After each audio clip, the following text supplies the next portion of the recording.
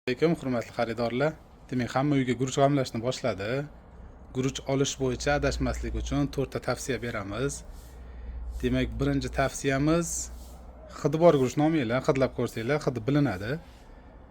Zaxni hidi bo'lishi mumkin, boshqa hidi bo'lishi mumkin. Hidi bor guruch olmanglar. Ikkinchisi chatragan guruch, ya'ni ichidan chatragan guruch bo'ladi.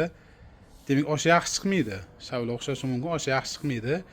Uchinchisi oppog'i bor guruchni olmanglar. Ya'ni qornida oqi bori, yonida oqi bori hech narsa qilmaydi, chunki hamma guruchda oq bo'ladi. Demak, oppog'ini o'zi bo'rga o'xshagan oq bo'ladi. Shuni olsanglar, sal eziladi oshda, yaxshi chiqmaydi. To'rtinchisi, endi ulgurji olganda ko'proq ahamiyat berish kerak. Agar unda xato qilsangiz, oshi ham, shavlasi ham yaxshi chiqmaydi. Turgan guruch bo'ladi. Ko'p ham hamma guruch emas, turgan guruch mo'rtlashgani bo'ladi. Ya'ni yaxshi saqlanmagan, mo'rtlashgan guruchni oshi ham, shavlasi ham yaxshi chiqmaydi. Uni birinchi osh qilib, keyin olish kerak, xalqqa keyin sotish kerak. Alloh ishingizga baraka bersin. Kelinglar, arzon qilib beramiz.